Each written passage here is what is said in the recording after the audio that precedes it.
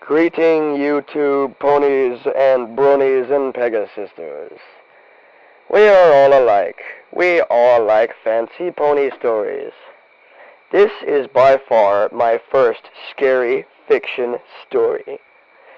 So, and believe me, this is my treat. 'Cause when I first thought of this, I thought, damn, I should just narrate this.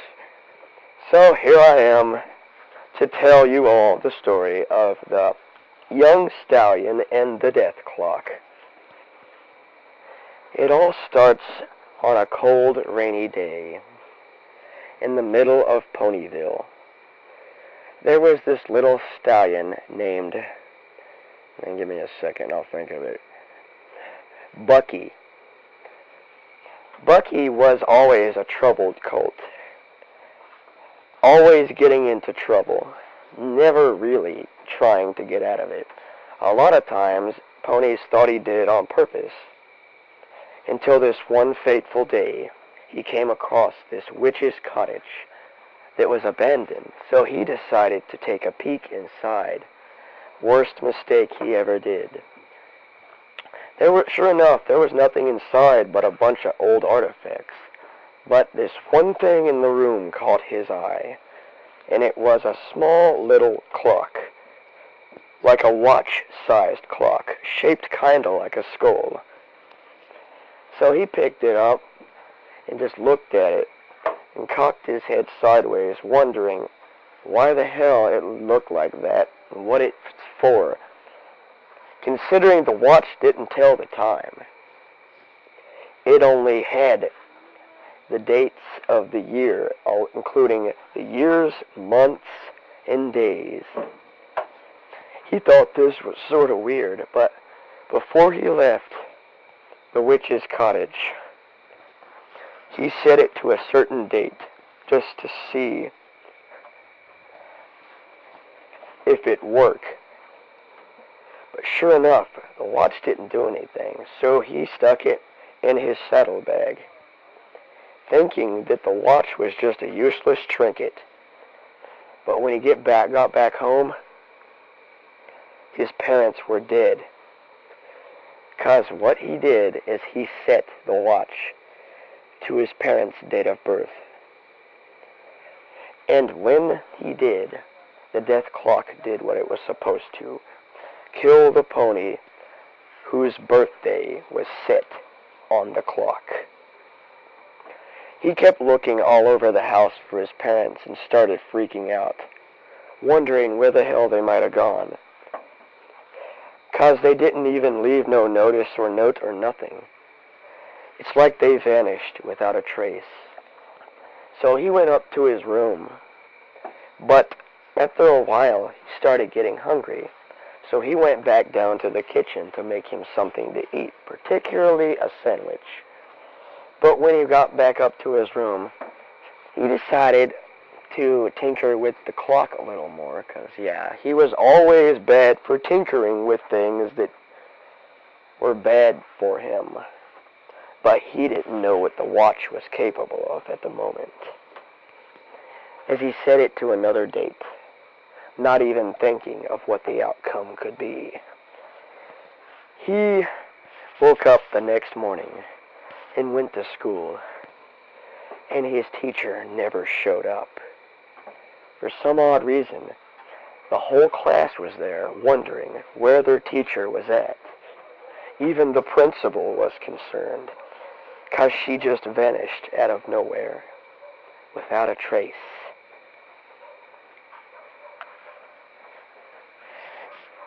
And yeah, it's kind of weird to think that a watch can do that.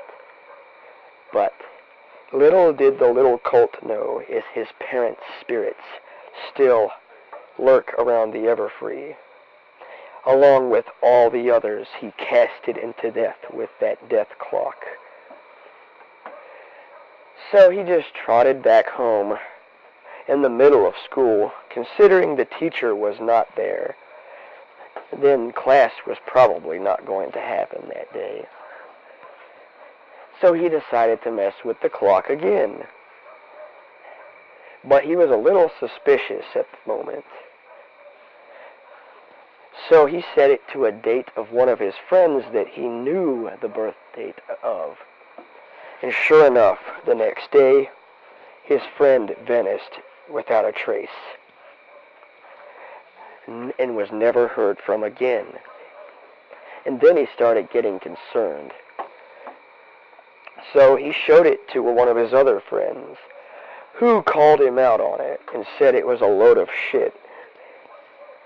So the little colt's friend, I gotta remember that it's his friend, not him, shit, set it to his birth date because he thought the little colt was full of shit. But little did he know is he made the biggest mistake in the history of mistakes. The next day, the little colt that owned the death clock showed up to his friend's house to find his mother and father on the front porch crying their eyes out, saying that they couldn't find little Jimmy anywhere. He just vanished without a trace. Bucky, I'm going to call him, eyes just went wide in concern. So he ran into the Everfree Forest and decided to throw the watch in the river. And when he got back home, the scariest sight he'd ever see laid on his front porch. The watch magically reappeared right in front of him. And he realized it's going to be harder than he thought to get rid of this thing. So he decided to try to throw it in a volcano. So he did. But sure enough, when he got back home, guess where it was at? Right on his front porch. So he tried kicking it across the room. And the only thing that caused was an agonizing scream that came from nowhere. No one ever knew where the scream come from.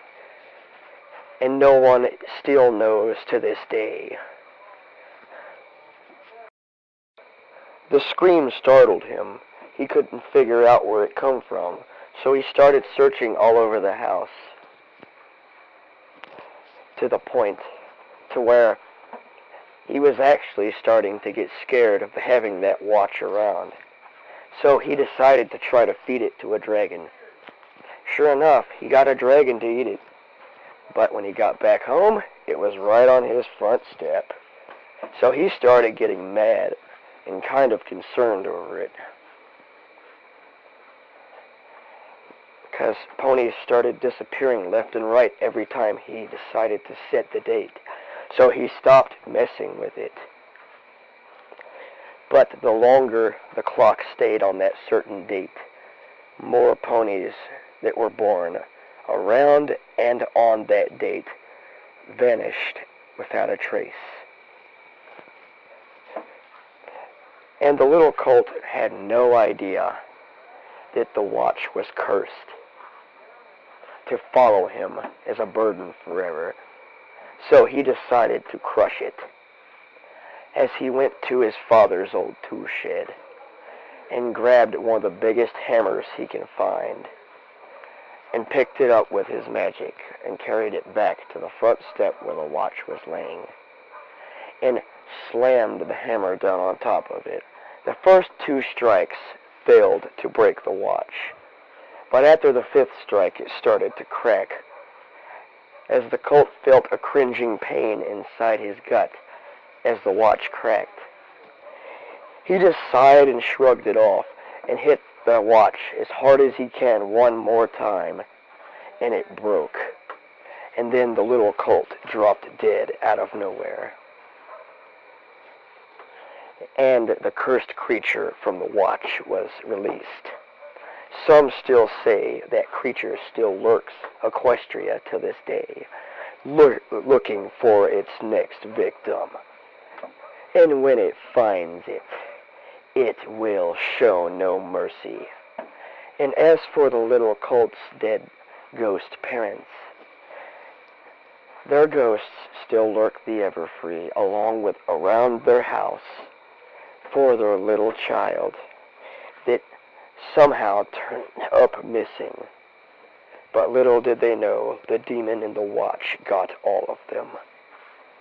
As the demon in the watch is now escaped and able to kill at free will, all the ponies and patrons started to get scared and started boarding themselves up in their houses, not even knowing how to kill such a creature. But there was one unicorn that knew better, and her name was Alexandra the Great. She was a fabulous unicorn mage, but when she confronted the creature, she lost more than she can bargain for, as the creature stripped her of her legs first, as she was laying a bloody, sopping mess on the ground. She finally did the spell to end the cute creature's wretched life, as she perished as well. Some still say all the ponies that vanished, their spirits still lurk around the Everfree, which is the most creepiest part of Equestria. And if you don't believe this story, go into the Everfree around 3 a.m. and find out for yourself. The end. And that was my first scary fiction story. I hope you all liked it, because it took me a little while to think about it, because I needed to get it just right. This has been Phoenix Akale and Inferno.